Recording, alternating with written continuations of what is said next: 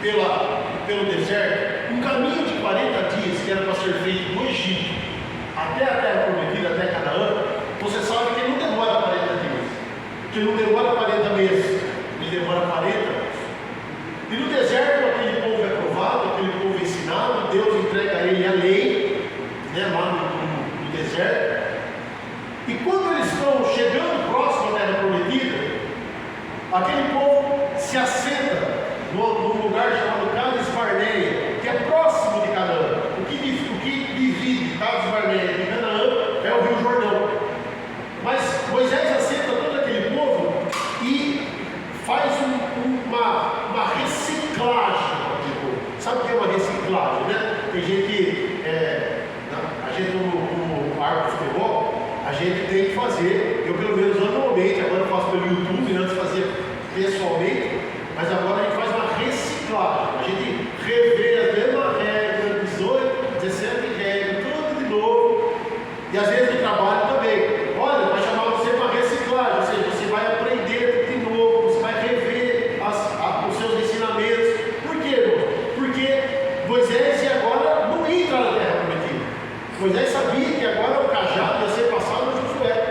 Então ele faz uma reciclagem, nós chamamos essa reciclagem de Deuteronômio. Deuteronômio é uma revisão de leis. E Moisés aceita aquele povo, revê as leis, mas dá um recado para aquele povo muito interessante que está em Deuteronômio 18:15. E ele diz assim: o Senhor teu Deus te suscitará um profeta no meio de ti, de teus irmãos, semelhante a mim. A ele ouvirás. Moisés, lá antes de entrar na terra prometida, Moisés já havia recebido as leis de Deus. Ele disse que lá na frente Deus providenciaria um profeta, a qual aquele povo devia ouvir. Pastor, mas quantos profetas vieram? Quem vai nos ajudar a elucidar essa história? Quem nos vai ajudar a elucidar essa história é um livro do Novo Testamento, ao qual nós já o lemos, chamado Hebreus. O livro de Hebreus, ele não tem uma autoria ao qual é certo que tenha sido escrito. Não existe no livro nenhum momento que o autor se identifique. Algumas pessoas dizem que foi o apóstolo Paulo. A maior parte dos teólogos não creem que foi o apóstolo Paulo, por causa do estilo de escrita, forma de escrita. Mas por que foi escrito o livro de Hebreus?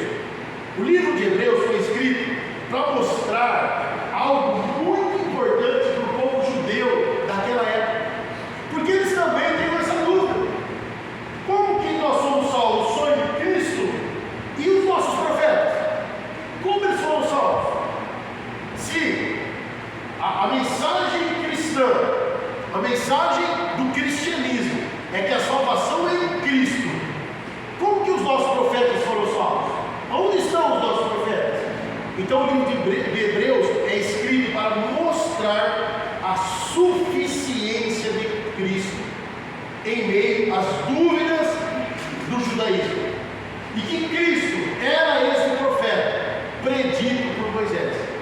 Aquele a qual Moisés estava falando era o próprio Cristo.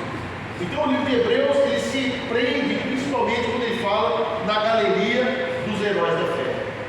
Hebreus capítulo 11, olha que coisa interessante. Hebreus 11, a partir do versículo 13,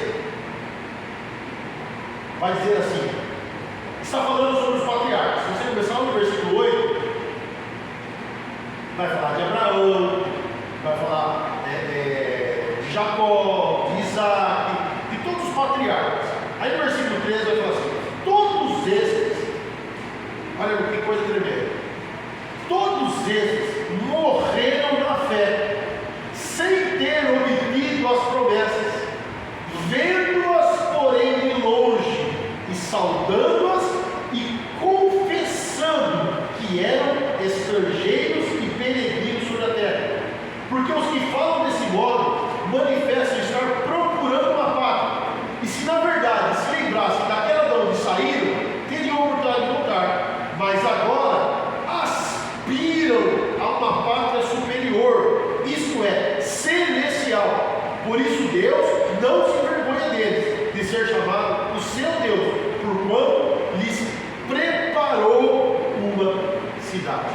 O que o escritor de Hebreus está dizendo aqui? Que todos os patriarcas morreram sem ver a promessa, morreram sem enxergar o prometido ao qual Deus havia predito que daria a eles uma pátria celestial. Pastor, o que isso significa? Que estes homens morreram crendo em um Salvador, crendo em um Messias.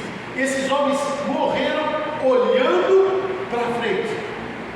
O que fez que esses homens fossem salvos foi, e nós vamos ver aqui, a sua fé, olhando para um futuro Salvador, olhando para alguém que nasceria, morreria e daria o seu sangue pelos nossos pecados. Eles são precursores. Moisés, Abraão, é a lei? Não pode ser a lei, irmãos, porque Abraão não conheceu a lei, Isaac não conheceu a lei, Jacó não conheceu a lei é dada em Moisés. Como que foi a lei que salvou? Como que foi as obras que salvaram? Mas o texto bíblico diz que aqueles homens, eles morreram sem ter obtido as promessas. Mas olha o que diz o texto: vendo-as, porém, de longe, saudando e confessando a promessa de um Salvador, a visão eterna, a visão lá na frente, de que Deus enviaria um Salvador. E aí Moisés vai falar assim: um profeta como eu tirei as pessoas lá do Egito, como eu salvei o povo da escravidão, vai vir maior que eu e vai nos salvar. Então essas pessoas viram Jesus lá na frente, mesmo sem tendo conhecido, mas crendo em uma promessa. E nós, irmãos, vamos lá no versículo 39, no mesmo capítulo 11 de Hebreus, 39 e 40. Ora, esses que obtiveram bom testemunho por sua fé, não obtiveram, contudo, a concretização da promessa. Eles não viram Jesus. Abraão não viu, Moisés não viu, Noé não viu, Davi não viu, Jeremias não viu, ninguém viu Jesus. Por haver Deus provido coisa superior a nosso respeito, para que eles sem nós não fossem aperfeiçoados. Amados, eles foram salvos olhando para frente, nós somos salvos olhando para trás. Nascido, morto e ressurreto. Mas o que eu quero mostrar para você, de muito importante, eles olham para frente e chegam em Cristo. Nós olhamos para trás e chegamos no mesmo ponto, que é Deus. Só Jesus Cristo, só pela graça, só por Jesus nós somos salvos. E sem fé é impossível. Aqueles homens foram salvos pela fé em Cristo, e nós, salvos pela fé em Cristo também, igualzinho a nós. Da mesma forma que eles tiveram que ter fé para crer no Messias futuro, nós temos que ter fé para crer no Messias passado, que morreu e ressuscitou. Só que o texto de Hebreus fala assim: é mais fácil para quem, irmãos? Para quem é mais fácil? Crer no Messias futuro ou para nós crermos no Messias passado, que já nasceu, já morreu e já ressuscitou? É muito mais fácil para nós, porque nós sabemos que ele nasceu, nós sabemos que ele morreu, nós sabemos que ele ressuscitou, nós temos a palavra de Deus testificando, nós temos Velho Testamento, atestado, e Novo Testamento. Nós temos essa palavra para nós, irmãos. Por isso que Jesus diz assim: bem-aventurados os que não viram e creram. Esses homens de fé, por isso que Hebreus 11 nós chamamos biblicamente, teologicamente, de galeria dos heróis da fé. Porque todos esses homens, como disse Hebreus, morreram na esperança do Salvador. E o texto diz que eles não viram, mas creram. Não viram, mas creram.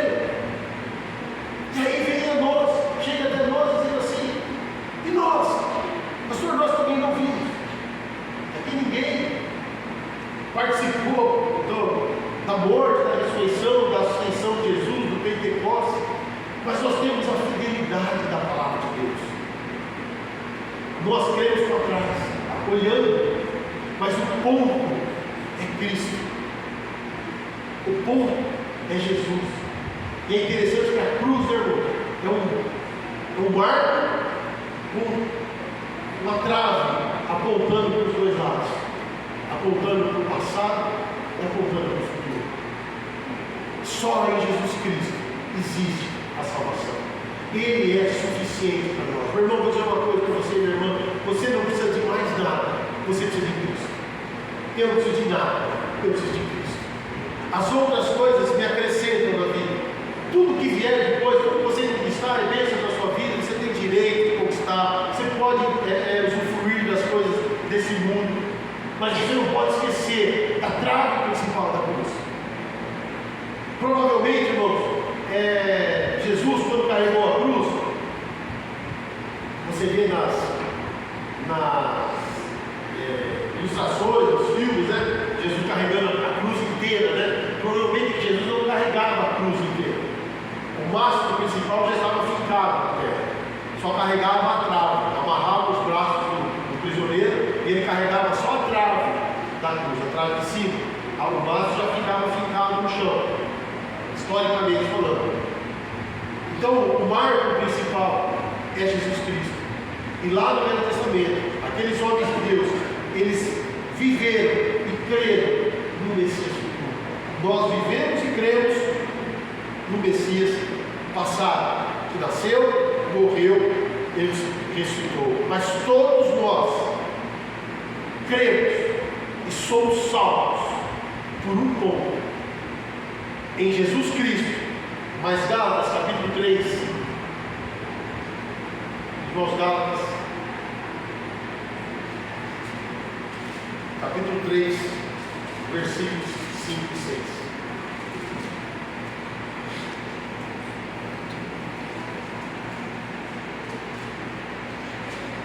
Gálatas 3, 5 e 6. Aquele, pois, que vos concede o Espírito e que opera milagres entre vós, porventura o faz pelas obras da lei ou pela pregação da fé? É o caso de Abraão, que creu em Deus e isso lhe foi imputado por justiça. Agora sim, o apóstolo Paulo, na carta aos Gálatas, no capítulo 3, ele fala sobre isso. Porque o Espírito que opera milagres, ele faz por causa da sua fé, a mesma fé que fez com que Abraão cresce em Deus e fosse imputado por justiça. Amados, a nossa salvação é por um caminho único, que é Jesus Cristo. Assim foi a salvação de Abraão, assim foi a salvação de Noé, assim foi a salvação de Moisés, assim foi a salvação de Daniel, assim foi a salvação de José, e assim é a salvação de Pedro, de Paulo, de Maria, de João, minha e sua, pela fé em Cristo Jesus. Se você não tiver fé em Cristo Jesus, não há outro caminho. Texto lido que nós lemos lá no início, condição é única, não há outro meio a não ser por mim. Não há outro caminho de salvação, não há outro meio de salvação. Ah, mas eu sou bonzinho, mas eu sou. Não, só existe um caminho: pela fé em Cristo. Essa é a única, vamos dizer assim, é a senha. Dá para entrar no seu banco ou em qualquer outro aplicativo que você tenha, se a senha não for a correta. Se você colocar a senha mais ou menos, ela vai entrar. Aí você vai pôr a senha lá. Se você muda uma letra maiúscula por uma minúscula, a sua senha não entra. Aí você fala assim: nossa, mas essa era a senha. Não, não era. Você não está entrando, não era a senha. E a senha, existe uma senha para entrar no céu, você entende? E a senha para entrar no céu é fé em Jesus Cristo. Não há outro, não há outro caminho, não há outra forma, não há outro pensamento. Ah, mas eu acho, não importa o que você acha, com todo respeito, com todo amor no coração, pouco importa o que você acha, pouco importa o que eu acho. O que importa é o que é. E aqueles que não crerem que Jesus é o caminho, não têm acesso ao Pai, como diz a palavra de Deus.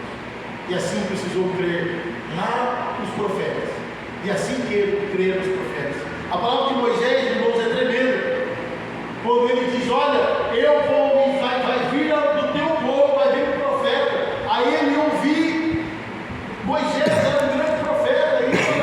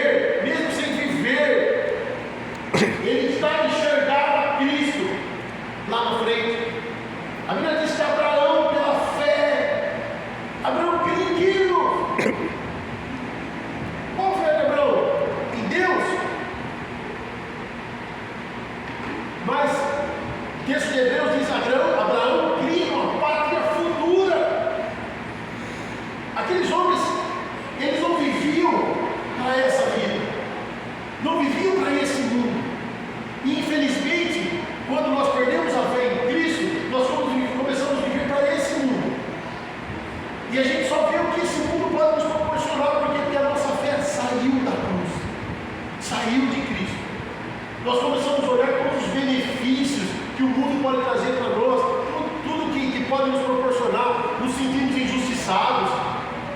Não, isso não é certo, é uma injustiça, eu não faço mais, eu não vou mais, eu não pratico mais. Por quê? Porque nós tiramos a visão da nossa pátria futura, da nossa pátria celestial, da nossa fé em Cristo. Se eu creio verdadeiramente em Cristo, eu vou ter os benefícios que a cruz me proporciona. Então todos nós, seja no Velho Testamento, seja no Novo Testamento, nós concluímos no mesmo ponto, que é Jesus Cristo. Porque ninguém vai ao Pai, senão por Ele. E sem fé é impossível. Não sem fé, guarde isso em seu coração. Sem fé é impossível agradar a Deus. E aí, algumas pessoas dizem que tem uma briga teológica entre dois personagens bíblicos muito importantes. Um deles é Paulo, que é o pregador dos gentios, que leva a mensagem dos gentios, e o outro é Tiago, provavelmente irmão de Jesus Cristo, líder da igreja apostólica. Dizem que os dois têm uma discussão, que a fé e a obra, Paulo diz assim, a fé é mais importante, e Tiago diz assim, a obra é mais importante. Mas não tem discussão nenhuma. A questão é uma questão de entendimento. Porque, irmãos, nós estamos vivendo num mundo onde muitos de nós colocam as obras na frente da fé. Nós achamos que seremos salvos por aquilo que fazemos e não por aquilo que cremos. Mas eu vou dizer, eu vou ler o texto junto com você, mas eu vou dizer, só faz quem crê. Não é fazer para crer, é crer para fazer. E Tiago, no capítulo 2, versículo 20 ao 22.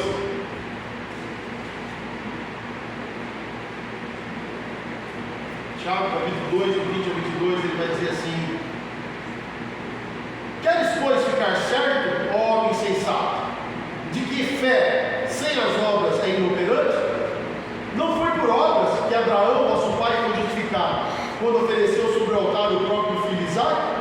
Vês como a fé operava juntamente com suas obras, com efeito, foi pelas obras que a fé se consumou. Pelas obras que a fé que estava em Abraão se consumou pelas obras que ele realizou. Irmãos, e se você pegar essa chave, pegar esse entendimento, a sua mente ela vai abrir de uma forma que às vezes você, que muitos, talvez a sua já esteja aberta nesse ponto, mas que o mundo pensa assim: eu sou bom porque eu vou agradar a Deus, eu vou fazer porque assim eu agrado a Deus. E na verdade o texto, né, a palavra de Deus, desde Abraão nos ensina que primeiro a fé, e que quem tem fé realiza obras. Que Abraão só ia realizar a obra de entregar o seu filho Isaque a Deus porque ele tinha fé. Sabe por que eu e você, mais conhecido como nós, não fazemos muita coisa e deixamos de fazer muita coisa que antes fazíamos? Porque nos falta fé. Porque fé é algo que se aumenta e se diminui.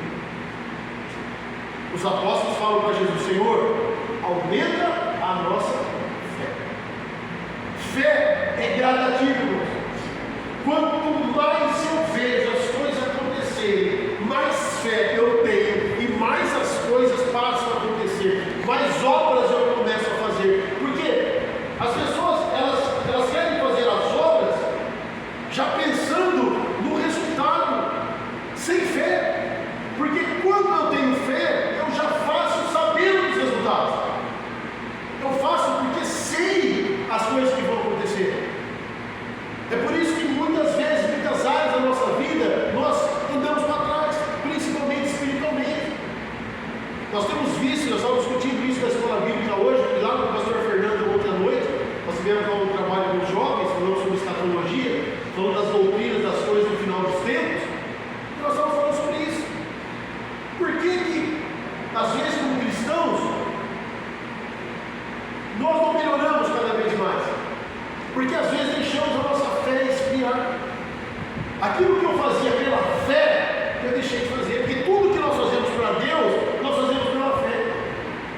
que nós fazemos para o homem, nós fazemos pelas coisas concretas. Né? A gente palma lá e dá cá, como a gente costuma dizer. Mas para Deus eu preciso de fé. Eu faço, o apóstolo Paulo assim, faço aguardando a bendita esperança. Em Deus eu aguardo, em Deus eu espero. Mas se a minha fé acaba, sabe o que eu paro de fazer? As obras. E pela graça nós somos salvos mediante a fé. Mas o diabo vai dizer que a fé sem obras, ela é morta. Porque quando eu não tenho fé, pastor, como que eu sei que eu estou no caminho da salvação? Pelas obras que você está fazendo, por aquilo que você está fazendo para o reino de Deus.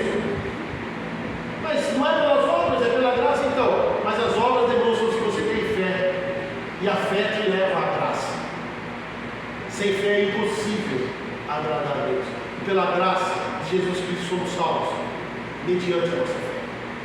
Se eu tenho deixado as obras, se eu tenho deixado de fazer as coisas de Deus, se eu tenho deixado de produzir no reino, o que está me faltando não é melhorar as obras. E esse é o pedido que a gente faz, não é verdade? Ah, Senhor, eu gostaria de fazer, eu gostaria de realizar, eu queria ter a oportunidade disso.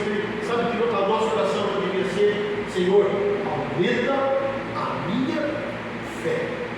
E quando a minha fé aumenta, eu começo a fazer as obras, começo a crer na graça e na salvação de nosso Senhor Jesus Cristo. E para encerrar, eu quero trazer uma palavra. Quero ler com vocês Gálatas 2:20. Palavra tremenda que o apóstolo Paulo deixou escrito. A fé desse homem era tão grande, por isso ele realizava as obras agora realizadas. Por isso que não há conflito entre Paulo e Tiago.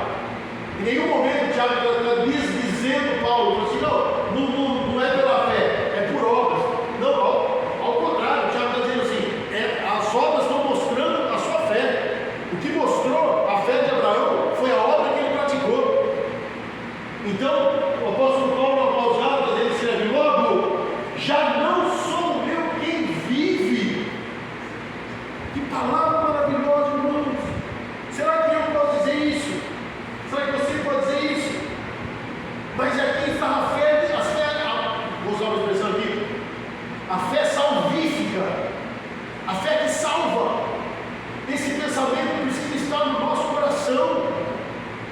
Parece no mundo atual uma utopia. Esse texto não parece uma utopia no mundo atual, um sonho? Não, mas ninguém, pastor, vive isso. Vive. Nós precisamos viver. A palavra nos chama a santificação. A palavra nos chama a uma nova vida. A palavra nos chama a uma vida com Cristo e não. O apóstolo Paulo em Coríntios, ele fala dois tipos de homem, né? O homem espiritual e o homem carnal e o homem natural. O homem natural vamos tirar fora que o homem natural não conhece Deus. O homem natural é o cara que está aí na rua, nunca ouviu falar de Deus, não sabe quem é ateu por nem entender direito, nunca teve. Mas dois homens é muito perigoso. Um homem carnal, quem é o homem carnal? O homem que tem Deus na vida dele, mas no campo. Deus está contido na vida dele. Ele tem família, trabalho, emprego, filho, diversão, lazer, outras coisas que podem existir. E Deus faz parte Ele é o centro. E puxa, fazer um slide aqui, né? Homem centro, e aí vem família, trabalho, lazer, diversão, dinheiro, isso, viagem, tal. Mas a Bíblia fala que nós precisamos ser homens espirituais, onde Deus é o centro. E aí eu vou para o lado. E aí as coisas também acontecem do lado. Mas Deus é centro. Paulo é um homem espiritual e nos chama a ser espirituais. E ele diz logo: já não sou eu que vivo, mas Cristo vive em mim.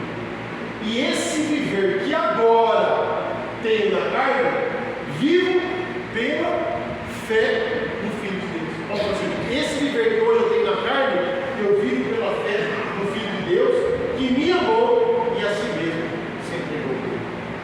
Já não sou eu que vivo, mas Cristo vive. Será que nós podemos ter restauração?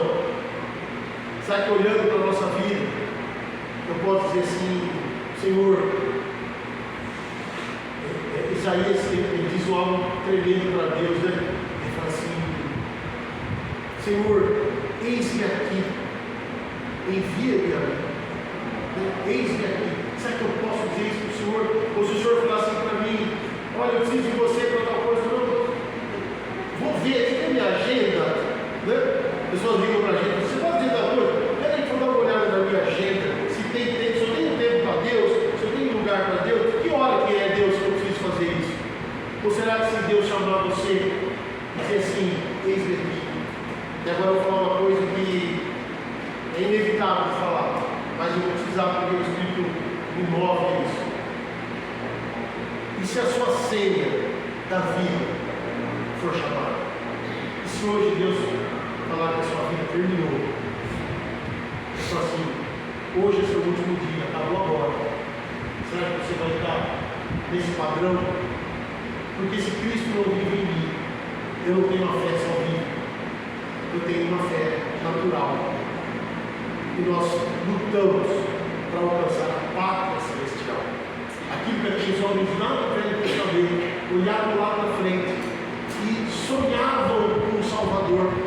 E imaginavam que um dia viria um profeta que salvaria, que levaria eles para uma pátria celestial.